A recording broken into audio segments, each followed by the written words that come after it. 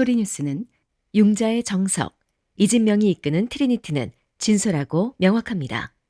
28년을 한결같이 융자는 이진명에게 맡기세요.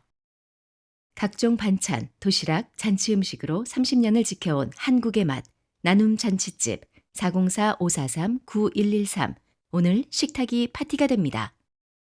알파레타에 위치한 이탈리안 퓨전 패밀리 레스토랑 루치스. 여러분의 눈높이에 맞춰 정조준하는 교통사고 전문 정준법률사무소. 한 곳에서 시작되는 안정된 미래, 선우앤선우 종합보험 후원으로 만들어지고 있습니다. 12월 10일 수요일 뉴스웨이브 25 소리뉴스입니다.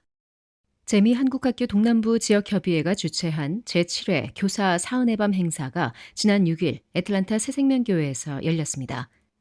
이날 행사에는 협의회 소속 15개 지역 한국학교의 교사 및 내빈 110여 명이 참석해 한 해 동안 한국어 교육에 헌신한 교사들의 노고를 격려하는 뜻깊은 시간을 보냈습니다. 노시연 회장은 환영사에서 한 해 동안 아이들을 가르치며 수고하신 모든 선생님들을 모시게 돼 기쁘다며 서로를 격려하고 감사의 마음을 나누는 자리가 되길 바란다고 전했습니다. 축사에 나선 최흥윤 애틀란타 한국교육원장은 지난 1년간 협의회가 추진한 굵직한 사업들을 하나하나 언급하며 노고를 격려했습니다. 격려사에서 선우인호 고문은 한국학교와 인연을 맺은 지 36년이 되었다며 내년 은퇴 계획을 밝혔습니다. 그는 2010년 협의회기와 태극기, 성조기를 직접 한국에서 가져오던 일을 떠올리며 우리 아이들에게는 크리스천, 미국인, 한국인이라는 세 가지 정체성이 있으며 그중 한국인의 정체성은 한국학교가 반드시 책임져야 한다고 강조했습니다. 이어 한국학교는 한인 차세대 정체성을 세우는 핵심 기관으로 계속되어야 한다고 당부했습니다. 이어진 시상식에서 최 교육원장은 새내기 학교로 선정된 뉴라이프 한국학교에 상을 수여했으며 올해 새롭게 한국학교에 합류한 18명의 신입 교사들에게 새내기 교사상을 전달했습니다. 행사는 협의회가 준비한 만찬을 함께 나누며 화기애애한 분위기 속에서 계속됐습니다. 또한 싱어송라이터 겸 작곡가 앤드류 최가 특별 공연을 펼쳐 참석자들에게 감동과 즐거움을 선사했습니다. 천상의 소리 흙으로 만든 오카리나를 통한 섬김과 나눔의 사역을 이어오고 있는 오카리나 USA가 7일 오후 제7회 송년 오카리나 패밀리 콘서트와 제2차 2급 지도자 자격증 수여식을 개최했습니다. 이번 콘서트는 단순한 음악 교육을 넘어 가장 낮은 곳, 소외된 이웃을 찾아가 위로와 찬양을 전한다는 오카리나 USA의 사역 철학을 다시 한번 보여주는 자리였습니다. 참석자들은 따뜻한 음악을 통한 감동과 나눔의 의미를 함께 나누며 송년의 정취를 느꼈습니다. 이날 행사에서 신혜경 오카리나 USA 대표는 오카리나의 의미와 사역의 방향을 담은 인사말을 전했습니다.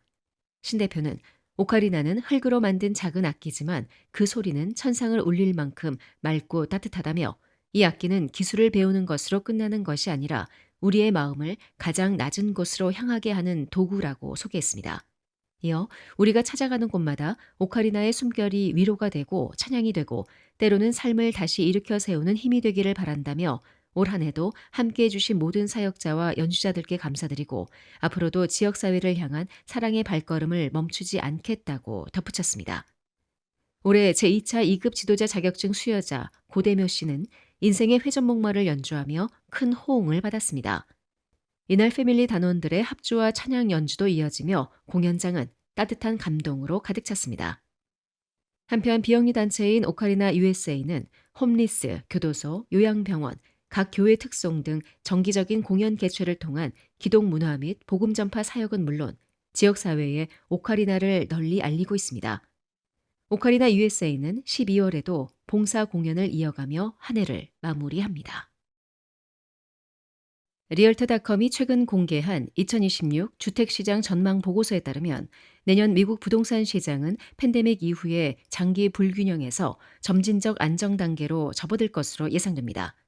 보고서는 집값, 재고, 금리, 거래량 등 주요 지표에서 완만한 회복 조짐을 제시하며 다만 여전히 록인 효과와 거시경제 불확실성은 리스크로 남아있다고 분석했습니다. 2026년 전국 주택가격은 약 2.2% 상승하며 완만한 상승세를 이어갈 전망입니다. 팬데믹 시기 급등한 가격이 안정세를 찾은 뒤 다시 정상 범위의 성장률로 돌아가는 흐름이라는 분석입니다. 매물 부족 현상이 완화되며 재고 증가가 3년 연속 이어질 것으로도 전망됐습니다.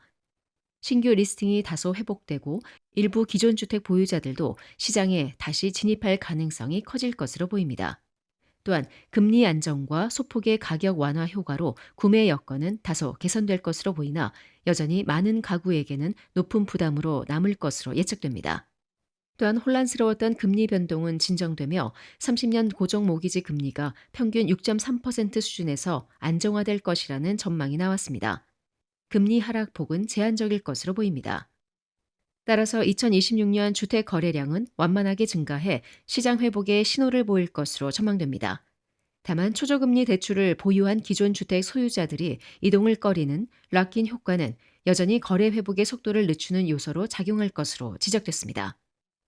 한편 리얼터닷컴은 2026년은 주택시장이 정상화로 향하는 전환점이 될 가능성이 크다며 경제 지표와 금리 흐름이 향후 시장 방향을 좌우할 것이라고 덧붙였습니다. 미 국토안보부가 강력범죄 전력이 있는 불법 체류자 정보를 한눈에 확인할 수 있는 신규 플랫폼 wow.dhs.gov를 공식 개설했습니다. 이제 조지아주와 메트로 애틀란타 지역에서 체포된 중범죄 불체자 사례도 직접 조회할 수 있어 지역사회 관심이 높아지고 있습니다. WW 페이지는 주, 카운티, 도시 단위 검색을 지원해 균핵과 풀턴, 디캡, 포사이스 등 애틀란타 주요 카운티에서 검거된 사례를 바로 확인할 수 있습니다. 국토안보부는 아이스 체포자의 70%가 미국 내 범죄 혐의자 또는 유죄 판결자라고 설명했으며 강력 범죄뿐 아니라 아동 성범죄, 폭력, 마약 밀매 사례가 대거 포함된다고 전했습니다. 트리샤 맥라플린 국토안보부 차관보는 언론의 단편적 보도에 의존할 필요 없이 지역사회에서 어떤 범죄자들이 제거됐는지 국민이 직접 확인할 수 있도록 설계됐다고 강조했습니다. 조지아주는 대규모 물류 거점과 교통망 특성상 아이스 단속 작전이 자주 진행되는 지역 중 하나입니다. 특히 애틀란타를 관할하는 아이스 애틀란타 필드 오피스는 동남부 전역의 단속을 총괄하고 있어 최근 몇 년간 조지아 내 중범죄 불체자 체포 건수가 꾸준히 증가해왔습니다. 지역 관계자들은 WW 시스템 개설로 조지아 주민들이 지역 안전 정보를 훨씬 더 투명하게 확인할 수 있게 됐다고 평가했습니다. WW 페이지는 전국 단위 10,000건 이상의 체포 사례가 우선 공개됐으며 조지아 지역 사례도 순차적으로 반영될 예정입니다. 이 외에도 강도, 폭행, 마약 밀매, 아동학대 등 강력 범죄 전력이 있는 불체자들이 다수 포함되며 페이지는 계속 업데이트될 예정입니다. 한편 국토안보부는 WOW 플랫폼을 통해 주민이 자신의 카운티에서 어떤 위험 인물이 제거됐는지 실시간으로 확인할 수 있어 지역사회 안전에 도움이 된다고 설명했습니다. 또한 센츄리 정책을 유지하는 일부 도시, 주가 연방 구금 요청에 협조하지 않는 상황에서 사실 기반의 정보가 필요하다는 국민적 요구를 반영한 것이라고 밝혔습니다. 미 법무부가 의도나 형식이 어떻든 결과적으로 인종차별을 부르는 조치를 금지하는 규정을 50여 년 만에 폐지하는 방안을 추진합니다. 미 정치전문 매체 폴리티코에 따르면 펜본디 법무부 장관은 극심한 불균형적 영향이라고 불리는 전통적 기준에 따른 법무부 가이드라인을 공식적으로 폐지키로 했다고 9일 발표했습니다. 그는 연방정부 자금을 수령하는 주체가 인종 문제를 반드시 감안하도록 요구해온 법무부 규정들이 지나치게 오래 유지됐다며 폐지 방침을 밝혔습니다. 극심한 불균형적 영향이라는 표현은 표면상 혹은 형식상으로는 차별이 아닌 것처럼 보이더라도 실제로는 법적 보호 대상인 집단의 사람들에게 특히 불균형적으로 부정적인 영향을 주는 경우를 가리킵니다. 결과적 차별 행위, 분리 효과, 차별적 영향 등 다양한 표현으로 의역되기도 합니다. 이는 형식적, 노골적, 고의적 차별 행위뿐만 아니라 실질적 차별 행위도 금지해야 한다는 것으로 이는 미국이 수십 년간 유지해온 차별금지 정책의 기반이 되는 1964년 민권법에 대한 주류 해석으로 행정부와 법원에서 자리 잡은 상태입니다. 예를 들어 어떤 산업시설의 입지를 선정할 때 표면상으로는 인종 문제와 무관하게 결정을 내린 것처럼 되어 있더라도 그 주변에 살고 있는 흑인 다수 지역에 큰 피해가 가도록 하는 것은 엄연히 차별 행위에 해당할 수 있다는 것입니다. 미 법무부는 연방정부 자금을 받으려는 주체들에게 극심한 불균형적 영향이 있는지 검토하도록 의무화하는 정책을 1973년부터 시행해 왔습니다. 또 이런 법 해석과 규정을 바탕으로 차별적 관행의 패턴이 나타날 경우 주택공급업체나 경찰 조직 등을 상대로 수사와 조사를 벌이고 합의 등을 통해 차별적 관행을 없애도록 유도해 왔습니다. 한편 법무부가 극심한 불균형적 영향 기준을 폐지할 경우 법무부가 주택, 형사법, 고용, 환경 규제 등 다양한 정책 분야에서 차별적 편견에 제동을 가하기가 더욱 어렵게 된다고 폴리티코는 지적했습니다. 앞서 도널드 트럼프 대통령은 4월에 극심한 불균형적 영향 기준에 입각한 책임 추궁을 폐지하라는 내용을 담은 행정명령을 연방정부 조직과 산하기관들에 하달했습니다. 법무부는 이번 가이드라인 폐지는 입법 예고 후 의견 수렴 등 통상적 규정 개폐 절차를 준수하지 않고 이루어졌다고 폴리티코는 지적했습니다. 이에 관해 법무부의 한 공보 담당자는 기관 운영 혹은 인사 혹은 자금 지원 혜택, 계약 등에 관한 규정을 개폐할 때는 이런 절차를 건너뛸 수 있다고 말했습니다. 또 그는 불공정한 차별 정책을 금지하는 법무부 규정을 폐지하는 것은 아주 교묘한 방식의 배제를 막아주는 핵심적 보호장치를 없애버리는 것이라고 지적했습니다. 또한 민권단체 겸 민권분야 전문 법무법인인 전미유색인종지위향상협회는 이번 조치가 전례가 없고 위험하다며 반발했습니다.